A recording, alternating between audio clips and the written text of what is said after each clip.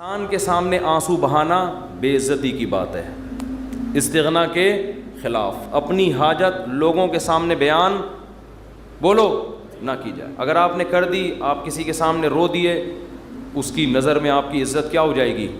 کم۔ مت رو، اپنے آنسو چھپاؤ لوگوں کے سامنے۔ ہمارے حضرت فرمایا کرتے تھے اپنی بیماریاں بھی چھپاؤ۔ کوئی بیماری ہے کس کے بیان کرو، بولو۔ لوگوں کا نہ گیت گاؤں، میرے یہ مسئلہ، میرے یہ مسئلہ، میرے گردے میں مسئلہ، میرے پھیپھڑے میں مسئلہ، میرے گلے۔ کسی کے سامنے بیٹھ جاؤ نا، آج اپنے دکھ ایسے بیان کرے گا لپٹ کے رونے کا دل کرتا ہے اس سے، ایسے، حالانکہ فٹ فاٹ ہوگا۔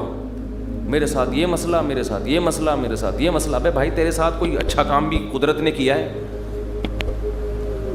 حضرت حکیم الامہ مولانا اشرف علی تھانوی رحمہ اللہ تعالیٰ کو حضرت ڈاکٹر عبدالحی صاحب رحمہ اللہ نے خط لکھا، مسئلے لکھے نا، حضرت یہ مسئلہ، یہ مسئلہ، یہ ٹینشن، یہ پریشانی، یہ پریشانی، یہ پریشانی، یہ پریشانی، آپ دعا فرمائیں۔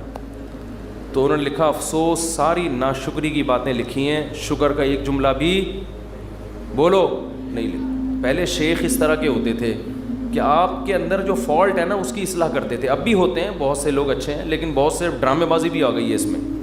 آج ایک آدمی نے مجھے بتایا کہ اچھا بھلا ایک رشتہ ہو رہا تھا میرا، تو لڑکی کے ابا جو ہیں ان کے کوئی شیخ، ان کے کوئی بزرگ ہیں، ان لڑکی کے ابا نے بزرگ سے پوچھا کہ میری بیٹی کے لیے فلاں کا رشتہ آ جائے، بزرگ نے استخارہ نکال کے منع کر دیا۔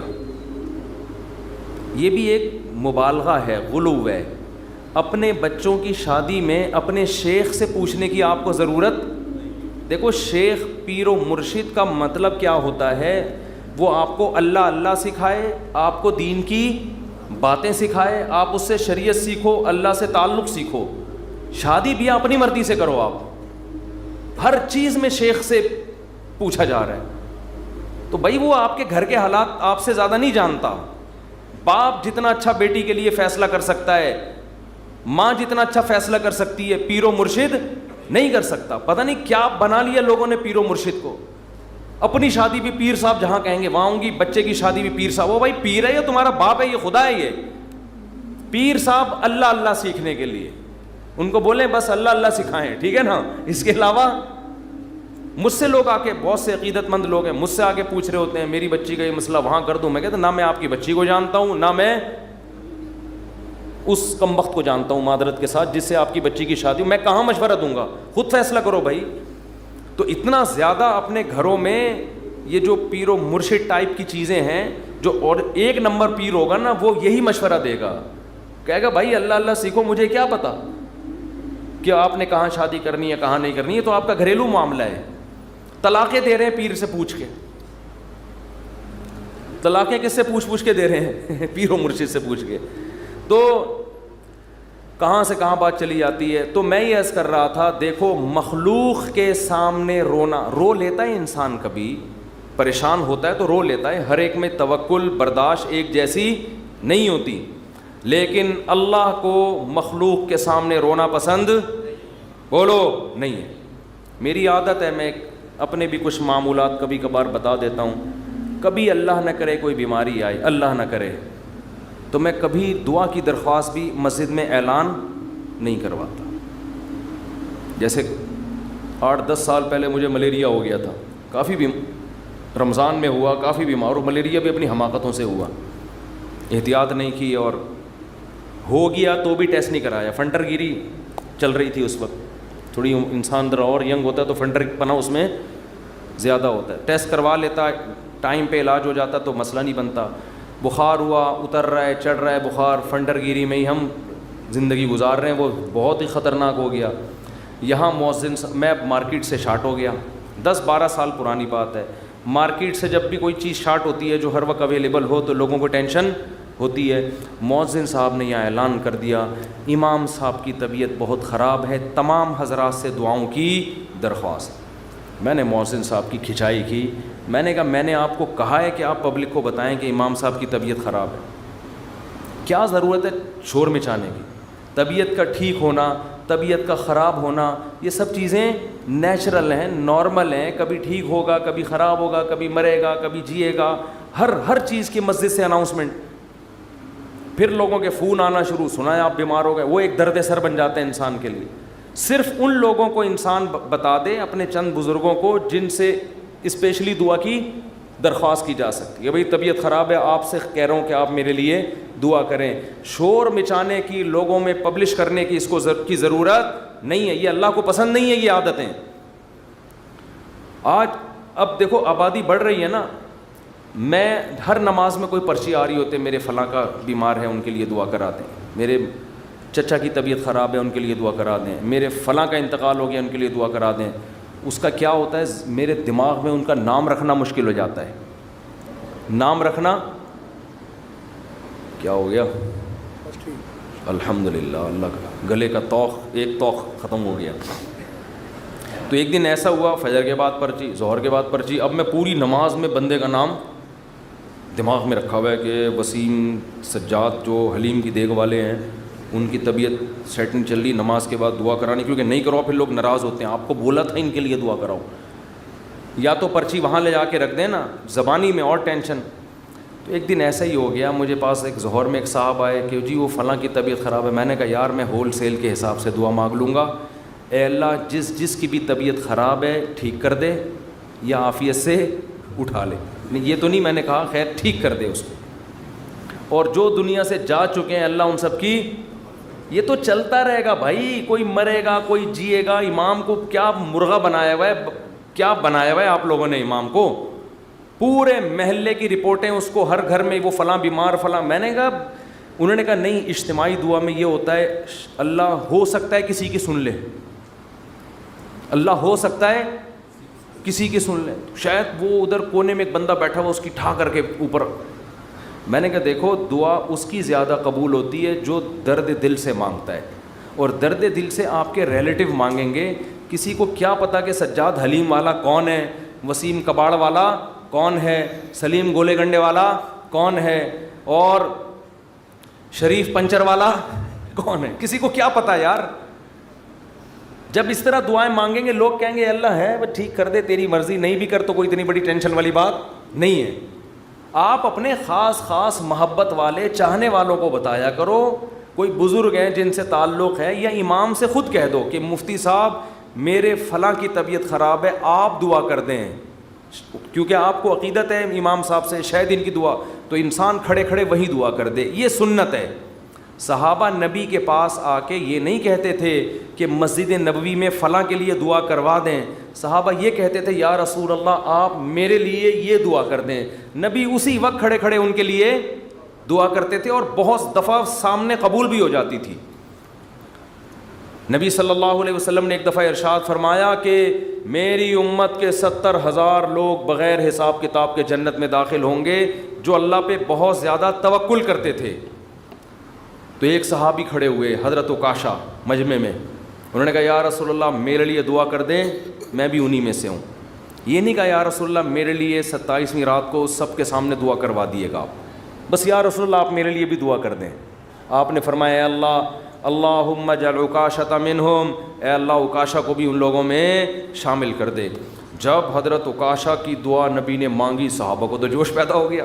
ایک اور صحابی کھڑے ہوئے, یا رسول اللہ میرے لیے بھی دعا کر دیں کہ اللہ مجھے بھی ان میں سے کر دے. آپ نے فرمایا سبقک بہا عکاشہ, عکاشہ سبقت لے گئے. کیا مطلب, حدیث کا مفہوم کیا ہے کہ اللہ نے یہ فضیلت اس کے لیے رکھی تھی جو اس فضیلت پہ بہت زیادہ حریص ہو, اور یہ حرص عکاشہ میں ہے کیونکہ انہوں نے کسی اور کے کھڑے ہونے کا انتظار نہیں. یہ بذریعہ وہی نبی کو پتہ چلا نا کہ یہ اللہ اسی کے لیے قبول کرے گا جو پہلے نمبر پہ کھڑا ہو کے دعا مانگے گا, دوسروں کے لیے آپشن نہیں ہے. تو نبی سے تو ڈائریکٹ درخواستیں کی گئی ہیں. اس طرح علماء سے کہنا چاہیے کہ حضرت میرے فلاں کا مسئلہ ہے, یہ دعا کرا دیں, یہ کر دیں آپ دعا, تو یہ ٹھیک ہے. لیکن اجتماعی پرچیاں دے دے کے دعائیں کبھی کبھار ٹھیک ہے, اس کا معمول بنانا ٹھیک نہیں ہے. اپنے غم کو کس کے سامنے بیان کریں, اللہ کے سامنے. اس کو پبلش کرنا آج فلاں کے ساتھ یہ مسئلہ مجھے اچھا نہیں لگتا, کبھی ذرا سی طبیعت خراب ہوئی, وہ ملیریا ہو گیا تھا, تو یہاں پھر دعائیں شروع, مفتی صاحب بیمار, ابے بھائی اللہ کے سامنے بیان کرو, کیوں پبلک, پھر تبلیغ ترس کھا رہی ہے. اچھا نہیں لگتا کہ کوئی آپ پہ آ کے ترس کھائے, بیچارہ کہے آپ کو. لوگ کہیں گے مفتی صاحب بیچارے, مجھے تو اچھا نہیں لگتا بھائی, مجھے آ کے کوئی کیا کہے, بولو بیچارہ. بھائی ہم تو بیچارے نہیں, ہم اللہ کے سامنے بیچارے ہیں, آپ کے سامنے فنٹر ہیں ہم, ایسے ہی رہو. تو کون ہے اور کیا وہ تو کون ہے ہمیں بیچارہ. ایک شاعر کا شعر ہے بڑا زبردست, اللہ بچا کے رکھے, استغنا کے ساتھ ہی رکھے, لیکن لوگوں کے سامنے کمزوری ظاہر کرنا. ہمارے فرماتے کوئی دوا بھی کھاتے ہو نا لوگوں سے چھپ کے کھایا کرو. کوئی بھی دوا کھا رہے ہو, لوگ اپنی بیماری لوگوں کے سامنے ایسے نکلو, یہ کوئی بیماری نہیں, فٹ فاٹ, بے شک چھپ چھپ کے کچھ بھی کھا رہا ہو, ٹھیک ہے نا, لوگوں کے سامنے مت غم کو ظاہر کرو. تو ایک شاعر نے بڑی اچھی بات کی ہے, رہبوتک خیر من رحموتک, کہ لوگ تجھ سے ڈریں. یہ بھی غلط ہے نا, ظالم سے لوگ ڈرتے ہیں نا, لوگ تجھ سے ڈریں, لوگوں کے دل میں تیرا خوف ہو, یہ غلط ہے. لیکن اس سے بہتر ہے کہ لوگ تجھ پہ ترس کھائیں. نہیں آ رہی بات. دیکھو دو غلط چیزیں ہیں, لوگ آپ سے ڈریں, یہ بھی کیا ہے غلط, یہ تو ظالم ہونے کی علامت ہے نا, ظلم کر رہے ہو آپ, لوگوں کو ڈرا رہے ہو. لیکن اس نے کہا یہ غلط ہے, مگر اتنا نہیں جتنا یہ غلط ہے کہ لوگ آپ پہ ترس کھائیں. یہ زیادہ غلط ہے, یہ آپ کے کمزور ہونے کی, یہ آپ کے بے عزت ہونے کی دلیل ہے. ظالم کی بھی عزت ہو جاتی ہے, ڈر سے ہوتی ہے. مظلوم جس پہ ظلم ہو رہا ہوتا ہے نا, اور وہ رو رہا ہوتا ہے ظالم کے سامنے, اس کی معاشرے میں عزت نہیں ہوتی, اور عزت بڑی چیز ہے. تو ہاں ہر ایک کو ایک ہی لاٹھی سے نہیں ہانکنا چاہیے, ایک حد تک لوگ برداشت کرتے ہیں, اس کے بعد انسان کے حوصلے پست ہو جاتے ہیں. تو اس لیے ان چیزوں کا معمول ختم کریں, لوگوں کے سامنے مت بتائے کریں یہ ہو گیا فلان ہو گیا. اللہ کے سامنے روئے انسان, اللہ کے سامنے اپنی حاجت. تو لوگوں کے سامنے اپنا غم بیان کر کے رونے سے عزت بڑھتی ہے یا کم ہوتی ہے؟ کم. اللہ کے سامنے رونے سے, اپنا غم بیان کرنے سے عزت کم نہیں ہوتی, بلکہ اللہ کی نظر میں عزت بڑھ جاتی ہے. ہمارا معاملہ الٹا ہے, پبلک کے سامنے روتے ہیں اور اللہ کے سامنے روتے ہوئے ہمیں شرم آتی ہے. میں نے دیکھا لوگ دعا میں منہ پہ ہاتھ رکھ لیتے ہیں اگر ان کو کبھی رونا بھی آ رہا ہو. بھائی کھلے عام رو, کوئی مسئلہ نہیں ہے, یہ اللہ کے سامنے رو رہے ہو. ہاں لوگوں کو دکھانے کے لیے مت رو. آج کل ٹیلی ویژن میں اس قسم کی چیزیں بھی موجود ہیں, پروگرام چل رہے ہوتے ہیں رونے کے, اشتہار لگے ہوتے ہیں ہمارے ہاں, رو رو کے دعائیں مانگی جائیں گی. آدمی حیران ہوتا ہے, تم نے پہلے سے ہی اشتہار لگا دیا اور بالفرض تمہیں رونا نہیں آیا تو پبلک کہے گی تم نے اعلان تو یہ کیا تھا رو رو کے دعائیں مانگی جائیں گی, کم بخت رو کیوں نہیں رہا ہے اب تو یہ ناٹک اور یہ ڈرامے اللہ کو پسند نہیں ہے. اور کمال کی بات یہ ہے کہ ہمارے نبی نے فرمایا اللہ سے رو کے دعا مانگو, رونا نہ آئے تو ٹینشن کی بات نہیں ہے, رونے والی صورت بنا لو, انداز رونے والا ہو, اسٹائل رونے والا ہو, جیسے بھکاری مانگ رہے ہوتے ہیں.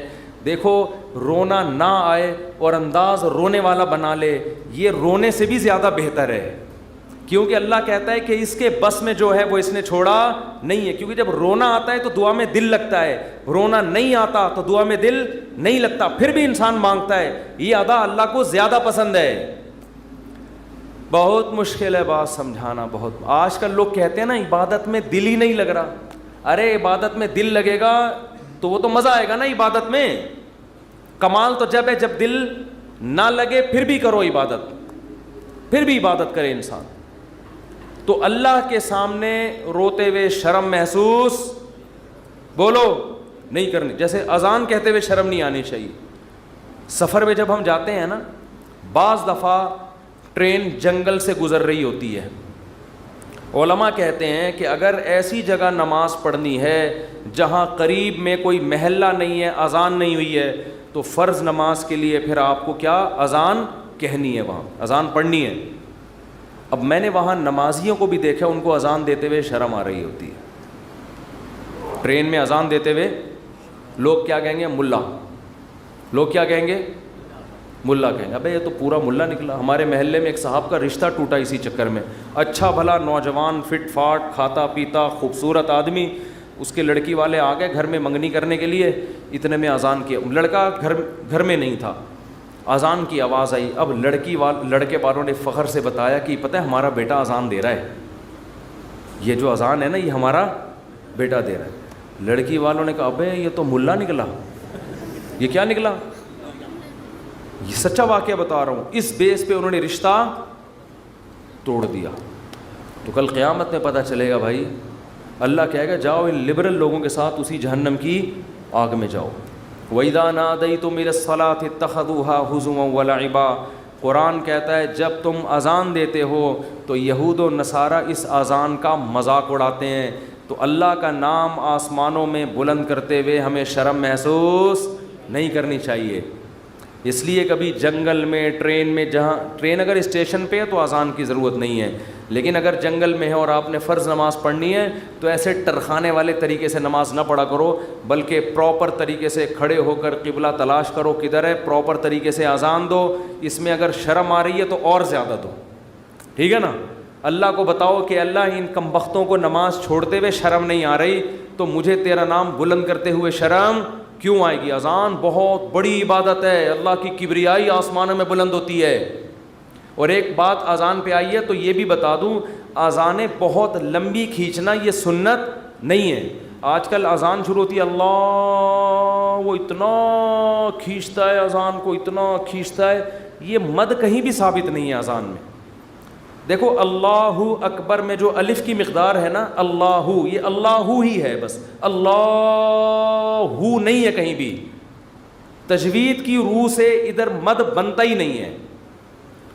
ہاں جب آپ کہتے ہیں حی علی الصلاح تو یہاں مد ہے, صلاح کو کھینچ سکتے ہیں, حی کو نہیں کھینچ سکتے. حی علی الصلاح, لوگ کیا کریں حی علی الصلاح, عجیب عجیب اذانیں ہو رہی ہیں. ایک دفعہ ہم کہیں گئے نماز پڑھنے کے لیے, تو اذان جب شروع ہوئی نا تو وہ کہنے لگے ایسے اسٹائل میں اذان کے, میں ابھی بتاؤں گا تو پھر وہ میم بن جائے گی اس پہ. تو بس وہ خود ہی سوچ لیں. ہم لڑکے بیٹھے تھے, ہم کو ہنسی آنے لگی. ہم نے کہا یہ کیا کر رہے, پتہ نہیں اذان دے رہے کیا کر رہے. ایک امام نماز پڑھا رہے تھے, السلام, پوری نماز صحیح پڑھائی. جب وہ سلام پھرنے لگے تو السلام علیکم ورحمۃ اللہ. ہم نے کہا یار اچھا بھلا السلام علیکم ورحمۃ اللہ پڑھ رہے تھے, السلام علیکم ورحمۃ اللہ کر کے ادھر گھما. عجیب, نہ قرآن سیکھتے ہیں نہ اذان سیکھتے ہیں. جس کو کھڑا کر دو لے جا کے بس وہ شروع کر دیتا ہے. ایک امام کے پیچھے ہم نے نماز پڑھی دیہات میں, وہ پوری سورہ فاتحہ غلط پڑھ رہے تھے لیکن ان کو توئیں پڑھنا آتا تھا. بس انہوں نے نورانی قاعدے میں توئیں کا لفظ اچھی طرح سیکھ لیا تھا. تو ہوتا ہے, یہ تا نہیں ہوتا. باقی کچھ سیکھا نہیں انہوں نے. اب وہ نماز پڑھا الحمدللہ رب العالمین, حمدو کو پڑھ رہے ہیں حمدو, ہم نے برداشت کر لیا. اہدنا الصراط, سواد نہیں نکل رہے, لیکن جہاں تو آئے گی نا کہتے ہیں اہدنا الصراط المستقیم. ٹھیک, ہم کہہ رہے یار پورا غلط پڑھ رہے ہوتے ہیں, لیکن جہاں توئیں آتی ہے ایک دم, تو یہ چیزیں سیکھنے کی ہیں بھائی. اتنا موٹا موٹا قرآن یا موٹی موٹی اذان ہر مسلمان کے لیے سیکھنا ضروری ہے. تو اذانوں کو بہت زیادہ کھینچا نہ کریں. ایک تو خلاف سنت بھی ہے, دوسرا لوگوں سے پھر ادب نہیں ہوگا اذان کا. اذان کے وقت خاموش رہنا چاہیے, اذان کو غور سے سننا چاہیے. جب آپ اتنی لمبی کھینچو گے اذان تو پھر کہاں اس کا ادب ہوگا, کافی ٹائم لگ جاتا ہے اس میں. مختصر اذان دیں, مختصر, اللہ اکبر اللہ اکبر, پھر اللہ اکبر, بس اشہد ان لا الہ الا اللہ. لا پہ مد ہے, الہ پہ نہیں ہے. نہیں آ رہی بات. ہم ایسے ہی اذان دیا کرتے تھے. لوگ کہتے ہیں حرم میں اتنی لمبی اذانیں ہو رہی ہیں, وہ حرم کا ماحول ہے, ایک حرم کی ایک برکت ہے, وہاں لمبی اذان ہی تو سننے کے لیے جاتے ہیں لوگ. بہت سے عرب علماء کو اس پہ بھی اشکالات ہیں. بہت سے عرب تو کہتے ہیں یہ حرم میں بھی جو اتنی لمبی ہو رہی ہے یہ خلاف سنت ہے, لیکن وہ تو حرم کا معاملہ ہے, ان کو اپنے حال پہ چھوڑ دو. وہ پھر بھی وہاں مسئلہ یہ ہے کہ وہاں کا تو ماحول ہی ایسا ہے نا. نارملی جب آپ اذان دیں تو اتنی لمبی اذان نہیں ہونی چاہیے کہ لوگوں کے لیے اس وقت خاموش رہنا, اس کا ادب کرنا ایک آزمائش بن جائے. اور پھر اسپیکر اتنے بھاری بھرکم نہیں ہونے چاہیے کہ اس اذان سے لوگوں کے کان کے پردے پھٹنا شروع ہو جائیں. اس سے لوگ پھر ان شاعر اسلام کی عزت کرنے کے بجائے توہین کرنا شروع کر دیتے ہیں. خاص طور پہ غیر مسلم ممالک میں جہاں آپ کو کوئی اذان کی پرمیشن دے دے تو اعتدال سے اذان دیں, ان کے آرام کا خیال رکھیں. تو جلدی سے میں یہ بات کو ختم کروں. دیکھو دعائیں مانگنے میں شرم اور عار محسوس نہ کرو. اللہ کے سامنے گڑ گڑانے میں شرم اور عار محسوس نہ کرو, اس کا معمول بنا لو. حضرت عمر فرمایا کرتے تھے کہ میری دعا قبول ہو رہی ہے یا نہیں, مجھے اس سے غرض نہیں ہے, مجھے اس سے غرض ہوتی ہے کہ مجھے دعاؤں کی توفیق مل رہی ہے کہ نہیں مل رہی. تو جتنی دعائیں, ڈاکٹر ٹھیک کرے گا, جا مانگ ڈاکٹر سے, میری مرضی میں ٹھیک کروں نہ کروں, لیکن تو نے یہ بتا دیا ہے کہ تو مجھے اپنا محتاج, تو اپنے آپ کو میرا محتاج نہیں سمجھتا. تو نے اپنے عمل سے یہ ثابت کر دیا ہے کہ تو اپنے آپ کو نہیں سمجھتا کہ میں اللہ کا محتاج ہوں, تو نہیں سمجھتا کہ اللہ سب کچھ کر سکتا ہے. اس لیے اللہ کی نظر میں دعا کی ویلیو ہے. اگر آپ کا کوئی مسئلہ اٹکا ہوا ہے اور آپ اس کے اسباب اختیار کرتے ہو, دعا نہیں مانگتے, اللہ کہتے ہیں تیرا یہ خیال ہے کہ مسئلے میں دور نہیں کر سکتا, مسئلے تیرے گورنمنٹ دور کرے گی. تو یہ تکبر ہے جو آپ کو سزا کا ذریعہ بنے گا اور برکتیں چھین لے گا آپ کی زندگی سے. اس لیے قرآن کے الفاظ دیکھو, وقال ربکم ادعونی استجب لکم. اللہ کہتے ہیں کہ مجھ سے دعا مانگو, میں تمہاری دعا کو قبول کروں گا. ٹھیک ہے بھائی, یہ آپشن ہے نا. آپ بتاؤ جب کوئی گورنمنٹ کسی کو کوئی آپشن دیتی ہے یا کوئی بینیفٹس دیتی ہے تو گن پوائنٹ پہ تھوڑی دیتی ہے. بھائی گورنمنٹ نے یہ کہا کہ قرضہ ملے گا بغیر سود کے, غریب لوگوں کو چاہیے اپنا مکان بنائے, یہ کہے گی نا گورنمنٹ, آگے دھمکی تو نہیں دے گی جس نے قرضہ نہیں لیا نا ہم سے مکان بنانے کے لیے اس کو شوٹ کر دیا جائے گا. ایسی دھمکی دے گی کبھی؟ تو یوں ہی کر دو اگر منہ سے نہیں نکل رہا کچھ. دھمکیاں دے کے کبھی کسی کو کوئی سہولت دی جاتی ہے؟ ہاں دیہاتی مائیں کرتی ہیں ایسا. کھا, وہ ایک آدمی نے پرینک بنایا کہ انگریزوں کی مائیں اور پاکستانیوں کی مائیں میں کیا فرق ہے, بڑا زبردست تھا. انگریز کی ماں کھانا لا کے رکھ دے گی, کھانا ہے کھا, نہیں تو یہاں سے دفع ہو جا. ٹھیک ہے نا. پاکستانی اور دیہاتی ماں کیا کرے گی, وہ میرا بیٹا کھا لے, یہ میں نے تیرے لیے پکائی ہے بریانی, میں نے تیرے لیے یہ پکایا ہے, پہلے منتیں کرے گی, بچہ نہیں کھائے گا تو دھمکیاں دینے پہ آ جائے گی اس کو, کھا ورنہ میں تھپڑ ماروں گی تیرے کی. بے غیرت, تو نے بنوایا کیوں مجھ سے, یہ تجھے پتہ نہیں ہے. یہ تو نارملی ایسا ہوتا نہیں ہے کہ آپ کسی کو کوئی نعمت دے رہے ہو اور ساتھ میں بندوق نکال کے بولو کہ یہ لو. کسی کو آپ نے ہدیہ دیا, 100 روپے, 1000 روپے, 500 روپے آپ نے کسی کو دیے, یہ آپ کی خدمت میں, وہ کہہ رہے یار میں تو ابھی ضرورت نہیں ہے, آپ کا بڑی نوازش, آپ بندوق نکالو لے, تو یہ ہدیہ رہے گا؟ یہ ہدیہ تھوڑی رہے گا. تو کوئی بھی جب حکومت یا کمپنی کسی کو سہولت دیتی ہے تو وہ گفٹ کو پھر گفٹ ہی قرار دیتی ہے. لیکن اللہ کا اسٹائل یہاں پہ بالکل انداز بالکل الگ ہے. اللہ کیا کہتے ہیں, مجھ سے مانگو. یہ بینیفٹس مل رہے ہیں نا اللہ کی طرف سے, ہیں بھائی. اللہ کیا کہہ رہے ہیں, مجھ سے مانگو اور میں جو مانگو گے میں وہ تمہیں دوں گا. بس یہ اللہ ٹھیک ہے, ہمیں تو نے بتا دیا کہ ہم مانگیں گے اور تو دے گا, ہمیں یہ بات پتہ چل گئی, اب ہماری مرضی, ہم جب چاہیں تو اس سے مانگے, ہمیں یہ سہولت کا پتہ چل گیا, اب ہم ہماری مرضی, اب ہمارے. کہتے ہیں اٹس اپ ٹو یو, کہتے ہیں نا یہ اب آپ کے اوپر ہے, آپ مانگے یا نہیں مانگے. نہیں, آگے اللہ نے بندوق نکال لی ہے. ٹھیک ہے نا, بندوق نکال لی. اللہ کہتے ہیں ان الذین یستکبرون عن عبادتی, یاد رکھو مجھ سے مانگنے میں تکبر کیا. میں نے تو کہا ہے مانگو, اگر نہیں مانگا کبر سے کام لیا کہ نہیں جی ہم نہیں مانگ رہے, سیدخلون جہنم داخرین, ذلیل کر کے جہنم کی آگ میں پھینک دوں گا. اڑے بھائی اللہ تو ہمیں گفٹ دے رہا ہے دعا کا یا جرمانہ لگا رہا ہے, کیا کر رہا ہے؟ سمجھ میں آنے والی بات ہے؟ کوئی سمجھ میں آنے والی بات بالکل سمجھ میں نہیں آ رہی ہے. یہی وجہ ہے کہ قرآن میں اور مقام پہ جب اللہ نے کہا نا میری یہ نعمتیں کھاؤ, تو پھر یہ نہیں کہا نہیں کھاؤ گے تو یوں کر دوں گا, یہ نہیں کہا. اللہ نے قرآن میں کہا کلو وشربو, کھاؤ اور پیو, حد سے تجاوز نہ کرو. یہ نہیں کہا اگر نہیں کھایا نا تو جہنم میں پھینک دوں گا, یہ کہا قرآن نے. کیا ہو گیا بھائی؟ اللہ نے کہا فن کے ہو, نکاح کرو, یہ نہیں کہا نہیں کیا نا جہنم میں پھینک دوں گا میں. بشرطے کہ گناہ سے بچے انسان, گناہ کرو گے پھر تو جاؤ گے جہنم میں. لیکن جو بھی اللہ نے نعمتیں دی ہیں ان کو بندوق کی نوک سے نہیں اللہ نے کہا, کیونکہ وہ نعمت پھر نعمت رہتی نہیں ہے. وہ نعمت تھوڑی رہتی ہے پھر وہ. لیکن یہاں اللہ کیا کہہ رہے ہیں, مجھ سے مانگو میں تمہیں دوں گا. ہم خوش ہو گئے, زبردست, اللہ کی طرف سے انعام مل گیا. ٹھیک ہے, جب سہولت سے ٹائم ملے گا تو مانگ لیں گے, موڈ ہوگا. اور نہیں بھی مانگا تو اللہ نے بس ایک آپشن دیا ہے کہ مانگو گے تو ملے گا. لیکن اللہ نے کیا کیا, انداز دیکھو, کہا کہ اگر نہیں مانگا تو جہنم میں ذلیل کر کے داخل کر دوں گا. سوال پیدا ہوتا ہے, اللہ یہ تو گفٹ دے رہا ہے یا ہمیں ڈرا رہا ہے, آزمائش میں ڈال رہا ہے؟ اللہ کہتے ہیں گفٹ بھی دے رہا ہوں لیکن یہ بہت بڑی آزمائش بھی ہے. کیونکہ اگر کوئی بہت بڑا سیٹ آپ کو ایک خالی چیک دے اور کہے اس پہ پیسے لکھو اور سائن کر دو, اور آپ اس چیک کو اٹھا کے اس کے سامنے ڈسٹ بن میں ڈال دو, اس کا مطلب آپ یہ نہیں ہے کہ آپ کو پیسوں کی ضرورت نہیں ہے. آپ کا سیٹ کے بارے میں خیال ہے کہ اس نے جھوٹا چیک دیا ہے, یہ جھوٹ بول رہا ہے, ورنہ کبھی آپ اس کو ڈسٹ بن میں اٹھا کے نہیں پھینکتے. بہت مشکل ہے بات سمجھانا, بہت مشکل.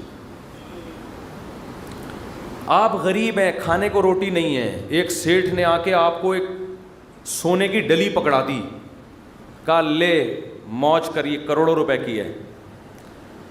آپ نے اٹھا کے اس کو آپ نے کہا آپ نے اچھی آفر کی مجھے, بہت اچھا تحفہ ہے, بہت خوشی ہوئی, اب آپ جا سکتے ہیں. بیگم سے کہا اس کو کچرے میں پھینک دو. سیٹھ کو پتہ چلے گا نا تو وہ کہے گا بیٹا تو اتنا بڑا سیٹ تو ہے نہیں کہ تجھے اس کی ضرورت نہ ہو, یہ تو میں جانتا ہوں, کھانے کو تیرے پاس روٹی نہیں ہے. یہ جو تو نے اس کو ڈسٹ بن میں پھینکا ہے نا, یہ اس کی علامت ہے تو مجھے جھوٹا سمجھتا ہے کہ میں نے تجھے جو سونے کی ڈلی دی ہے وہ سونے کی نہیں ہے, اس پہ سونے کا پانی چڑھا ہوا ہے. تو یہ کس کے جھوٹ بولنے, یہ اصل میں تم میرے اوپر الزام لگا رہے ہیں. اللہ کہتے ہیں مانگو. اللہ کو پتہ ہے کہ ہم سب محتاج ہیں, ہمارے درجنوں مسائل ہیں, ایسا دنیا میں کوئی نہیں ہے جس کے سارے مسئلے حل ہو گئے. مسئلہ حل ہوتا ہے تو 20 مسئلے پیدا کر کے حل ہوتا ہے وہ. اب دیکھو کتنے مسائل ہیں, کسی کوئی بے روزگار ہے, پیسے نہیں ہیں, پیسے آ گئے تو خطرات بڑھ گئے, ڈکیتی کا خطرہ, پیسے آ گئے تو 10 مسائل کھڑے ہو گئے, اور کوئی مسئلہ کھڑا ہو گیا, گردے کا مسئلہ ٹھیک ہوا, ہارٹ کا پیشنٹ بن گیا, اور 20 قسم کے مسائل ہیں نا. سب کچھ ٹھیک ہے تو پھر بھی سکون نہیں ہے زندگی میں, نیند نہیں آ رہی, نیند کی گولیاں کھا کے سو رہے ہیں. دنیا میں ٹینشن لیس آدمی کوئی بھی نہیں ہے. اب اللہ نے کہا مانگو. اب ہمیں اللہ نے بلینک چیک دے دیا ہے کہ جو لکھو گے میں دے دوں گا تمہیں. آپ نے اللہ کی اس آپشن کو, اللہ کی اس نعمت کو اٹھا کے ڈسٹ بن میں پھینک دیا. آپ ہر ایک کے در پہ جا کے اپنی حاجتیں بیان کرتے ہو, کبھی تھانے میں پہنچے ہوئے ہوتے ہو, کبھی ڈی سی آفس پہنچے ہوئے ہوتے ہو, کبھی ڈی ایس پی کے پاس پہنچے ہوئے ہوتے ہو, کبھی وزیر اعظم سے رابطے کی کوشش میں, کبھی مسجد کے امام سے آ کے کہہ رہے ہوتے چڑیل آ گئی ہے, کوئی دم درود کر کے اس کو بھگا دو گھر سے. 10 قسم کے, لیکن اللہ کا دروازہ کھٹکھٹانے کے لیے تیار نہیں ہو تو یہ اس کی علامت نہیں ہے کہ آپ کے مسائل حل ہو گئے. یہ اس کی علامت ہے کہ آپ نے اللہ کی آفر کو ہلکا سمجھا ہے, اللہ کو معاذ اللہ آپ نے جھوٹا سمجھا ہے, اللہ کو معاذ اللہ آپ نے اس کے بیان کو سیاسی بیان سمجھا ہے. لیکن جو ایمان والے لوگ ہیں وہ اللہ کی اس آفر سے فائدہ اٹھاتے ہیں. کتابوں میں لکھا ہے کہ یعقوب علیہ السلام کے بیٹے جب ان سے بچھڑے تھے, اتنی اللہ سے دعائیں مانگی کہ ان کے گھٹنے سجدے میں گر گر کے دعائیں مانگ مانگ کے ان کے گھٹنوں اور بازوؤں پہ نشان پڑ گئے تھے. وہ انبیاء بہت دعائیں مانگتے ہیں, ہر بات میں دعا, ہر بات میں دعا. قرآن کہتا ہے مجاہدین جو میدان جنگ میں لڑائی کے لیے اترتے ہیں وہ کیا دعا مانگتے تھے؟ ربنا افرغ علینا صبرا وثبت اقدامنا, اے اللہ ہمارے اوپر صبر کو انڈیل دے, ہمارے قدموں کو مضبوطی سے جما دے اور ہمیں ان دشمنوں پر فتح دے. تمام اسباب وسائل کے ساتھ اترے ہیں مگر دعائیں کس سے مانگ رہے ہیں؟ اللہ سے. بدر میں دیکھو اللہ نے ہمارے نبی سے وعدہ کیا تھا مدد کروں گا, لیکن صحابہ کہتے ہیں نبی پوری رات مصلے پہ سجدے میں روتے رہے ہیں, اللہ سے مدد کی دعائیں مانگتے رہے ہیں. حالانکہ اللہ نے تو مدد کا وعدہ کیا ہے, پھر بھی مانگ رہے ہیں اے اللہ اگر یہ 313 شہید ہو گئے تو تیری دنیا میں عبادت کرنے والا کوئی بھی نہیں ہوگا. اللہ کو واسطے بھی دے رہے ہیں. جہاں پیغمبروں کے ساتھ کوئی زکریا علیہ السلام کی اولاد نہیں, اللہ سے اولاد مانگ رہے, پوری زندگی اسی میں گزر گئی, بڑھاپے میں جا کے اولاد ملی ہے. تو سارے پیغمبروں کا اللہ نے یہی تذکرہ کیا، ہر بات میں دعا. سلیمان علیہ السلام جو حاجت پوری ہو رہی ہے فوراً کیا کر رہے ہیں؟ اللہ سے دعا. ایوب علیہ السلام پریشانیوں میں، زندگی ٹینشنوں میں، بیماریوں میں، قرآن کہتا ہے اللہ سے ہاتھ اٹھا کے دعائیں مانگتے تھے. انی مسنی الضر، اے اللہ بہت پریشانی میں ہوں. انت ارحم الراحمین، تو سب سے زیادہ رحم کرنے والا. پیغمبروں کو اس سے غرض نہیں ہوتا، اس سے غرض نہیں ہوتی کہ دعا قبول ہو رہی ہے یا نہیں ہو رہی. وہ کہتے ہیں ہم مانگتے رہیں بس، ہمارا کام کیا ہے. اور یاد رکھو جب قبول نہ ہو رہی ہو نا پھر مانگنے کا مزہ ہے. مزہ کب ہے؟ آپ کے کیسی الٹی الٹی باتیں کرنے کے لیے مصطفیٰ نے بلایا ہوا ہے. قبول نہ ہو رہی ہو نا تو پھر ہے مانگنا. تبھی تو یہ اس کی علامت ہے کہ آپ کا اللہ پہ ایمان ہے اور وہی قبول ہوتی ہے. بعض دفعہ آپ اللہ سے جو چیز مانگتے ہیں اللہ وہ نہیں دیتا، اس کا آلٹرنیٹ دے دیتا ہے. ایک صاحب کا فون آیا، مجھے کسی سے عشق ہوا ہے اور میں دعائیں مانگ مانگ کے تھک گیا پھر بھی نہیں ہو رہی شادی. آج کل تو لڑکوں کے یہی مسائل ہیں، مانگ مانگ کے دعائیں تھک گیا. تو آپ کہتے ہیں دعائیں قبول ہوتی ہیں، میں تو پھر اس پہ اور تڑکا لگا دیتا ہوں. میں کہتا ہوں بہت سے لوگ کہتے ہیں ہم جس کو مانگ رہے ہیں وہ ملی نہیں. چلو نہیں ملی، مقدر میں ہوگا، دعا قبول نہیں ہوئی. مفتی صاحب کہہ رہے ہیں دعائیں کیا ہوتی ہیں؟ قبول. لیکن اس کی کہیں اور شادی کی خبر ہمیں مل رہی ہے. تو اللہ اگر دعا قبول نہیں کرتا تو کم از کم ایسا تو نہ کرے نا کہ اس کی کہیں شادی ہو رہی ہے اور ہمیں اطلاع مل رہی ہے. خوشی خوشی لوگ بتا رہے ہیں تمہیں پتہ ہے اس کی شادی ہو گئی. چلو یہاں تک بھی بات سمجھ میں آتی ہے. اس کے بچہ ہوا، ہمیں اطلاع دی جا رہی ہے. ارے تمہیں خوشخبری سنائیں وسیم بھائی، کوئی وسیم بیٹھے ہو تو معذرت، تمہیں پتہ ہے وہ جو تمہاری کلاس فیلو تھی اس کی ایک جگہ شادی ہو گئی تھی، اس کے ماشاءاللہ آج بیٹا پیدا ہوا ہے. اور انسان تپتا ہے یار ہم نے تو لیلۃ القدر میں دعائیں مانگی تھی ہمیں مل جائے، اور ادھر بھی چلے بھی وہاں گئی اور اس کے بچہ بھی پیدا ہو گیا. اور تباہی اس وقت آتی ہے جب وہ بچہ سمجھدار ہو کے آپ کو ماموں کہنا شروع کر دے. حقیقت بات جب آپ ان کے گھر جائیں ملنے کے لیے اور وہ آپ کی پرانی گرل فرینڈ بچے کو تعارف کروا رہی ہے، تمہارے ماموں لگتے ہیں یہ رشتے میں، حقیقی تو نہیں ہے لیکن رشتے میں کیا لگتے ہیں؟ ماموں. تو آپ کہو گے یار یہ دعائیں قبول ہو رہی ہیں یا کیا ہو رہی ہے؟ تو اس طرح بھی ہوتی ہیں. تو ایسے لوگوں کو میں کہتا ہوں کہ جو یہ مایوس ہوتے ہیں نا یہ قبول تو نہیں ہو رہی، او بھائی تو دنیا میں ایک ہی عورت پیدا ہوئی ہے کیا؟ اللہ کے علم میں یہ بات تھی کہ وہ تیرے لیے نقصان دہ تھی، ہر چیز تمہارے لیے نہیں ہے. قرآن کیا کہتا ہے؟ آسان تکرہوا شیئا، بہت سی چیزوں کو تم پسند نہیں کرتے لیکن اللہ نے اس میں خیر رکھی ہوتی ہے. بہت سی چیزوں کو تم پسند کرتے ہو اللہ نے اس میں تمہارے لیے خیر نہیں رکھی ہوتی. واللہ یعلم، اللہ کہتے ہیں مجھے پتہ ہے. وانتم لا تعلمون، تم جاہل ہو، تم نہیں جانتے. اللہ سے آگے نکلنے کی کوشش مت کرو. سورہ کہف میں واقعہ نہیں ہے کیا کہ حضرت خضر علیہ السلام نے ایک نوجوان بچے کو قتل کر دیا تھا. موسیٰ علیہ السلام نے پوچھا کیوں مارا، ان میں ماں باپ کا کیا قصور تھا؟ فرمایا یہ بچہ بڑا ہو کر ماں باپ کا باغی بنتا، اس لیے اللہ نے اٹھا لیا اس کو. اور نیک والدین تھے، اللہ ان کو دوسری اولاد دے گا. اب وہ والدین تو رو رہے ہوں گے ہائے ہمارا بچہ اللہ نے چھین لیا ہم سے. بھئی اللہ کے علم میں یہ بات ہے کہ اس کے کا نعم البدل اللہ تمہیں عطا کرے گا اور وہ ایسا ہوگا جو تمہاری خدمت کرے گا. تو ہمیں نہیں پتا، کچھوں کے اولاد نہیں ہوتی وہ پریشان ہے ہو کیوں نہیں رہی، اسی میں خیر ہے. کیا بھروسہ کوئی اولاد ہو اور وہ آپ ہی کا سر بجانا شروع کر دے. وہ آپ جو جیسا چل رہا ہے اللہ سے اچھی امید رکھو. اے اللہ میرے ساتھ یہی ٹھیک، سر پہ بال اگائیں ٹھیک ہیں، نہیں یوں بولا کرو مجھ پہ ٹنڈ سوٹ کرتی ہے اس لیے اللہ مجھے بال نہیں دے رہا. بہت سے لوگوں کا یہ مسئلہ ہے بال ہی نہیں اگ رہے، مالشیں کر کر کے زیتون کی مالشیں، یہ آملہ کھا لیا انہوں نے، لگانے کے بجائے نا کھانا شروع کر دیا انہوں نے نہیں اگ رہے ہیں. ایسے لوگ ایسے گنجے دنیا میں موجود ہیں. مجھ سے آگے پوچھ رہے ہوتے ہیں آپ نے کیا کیا ہے جو آپ کے بال اگائے؟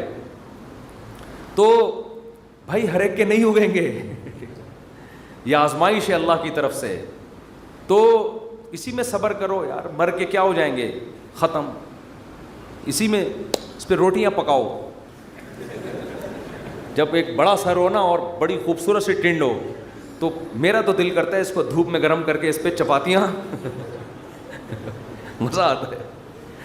سر بھی بڑا ہو اور تمیز سے بنا ہوا, تو ایک دم ایک ایسا ایسا فیل سا ہوتا ہے. خیر یہ تو مزاق, اس پہ ایڈریس لکھ لو, کبھی گم نہیں ہو گے آپ. تو اگر اللہ نے ٹنڈ دیے, بہت سے کام اس ٹنڈ سے لیے جا سکتے ہیں. ایڈریس لکھ دو اس پہ, تو اس کا فائدہ یہ ہوگا کہ کبھی بھی گم نہیں ہوگے. خیر یہ تو میں مذاق کر رہا ہوں, لیکن اللہ نے جو آزمائش مقدر کی ہے, کیا کرو بھائی, صبر. خواتین پریشان ہوتی ہیں, بچے مر جاتے ہیں بعض دفعہ بچپن میں. نبی نے کیا فرمایا, جس عورت کا بچپن میں بچہ مر گیا اور اس نے صبر کیا, میں اس کے لیے جنت کی ضمانت لیتا ہوں. بے صبرے لوگ اللہ کو پسند نہیں ہیں. ہم نے اپنے بچپن میں ایسی عورتیں بھی دیکھی ہیں, جوان بیٹا مر گیا, آنسو نکل رہے ہیں ان کے, میں نے خود اپنی آنکھوں سے دیکھا, آنسو نکل رہے ہیں ماں کے, لیکن اللہ سے کہہ رہی ہے, اے اللہ یہ آنسو میرے اختیار میں نہیں ہے, اس لیے رو رہی ہوں, کہیں تو مجھے بے صبرے لوگوں میں شامل نہ کر لینا. میں نے ایسی عورتیں دیکھی ہیں بچپن میں, جوان بیٹا مرا ہوا ہے اور ماں رو کے کیا کہہ رہی ہے, اللہ یہ میرے اختیار میں نہیں ہے اس لیے رو رہی ہوں. دیکھو ایسی عورتیں ہوا کرتی تھیں. اب تو چیخنا, چلانا, واویلا کرنا, شور شرابہ, گھروں میں چیزیں اٹھا کے پھینکنا, اس کو سمجھتے ہیں بڑا نیک آدمی ہے یہ دن. تو صبر کرنے والے پسند ہیں. مانگتے رہو مانگتے رہو مانگتے رہو, اس چکر میں مت پڑو کہ کون سی قبول ہو رہی ہے کون سی نہیں ہو رہی. ہر چیز اللہ سے مانگے. نبی نے فرمایا جوتے کا تسمہ بھی ٹوٹ جائے تو کس سے مانگو, اللہ سے. اس کا مفہوم پتہ ہے کیا ہے, مطلب یہ کہ لوگوں سے مت مانگو, لوگوں سے مت مانگو. ہر حاجت کس کے سامنے پیش کرنی ہے, اللہ سے. پھر قبول ہو جائے ٹھیک ہے, نہیں ہے تو زیادہ ٹھیک ہے.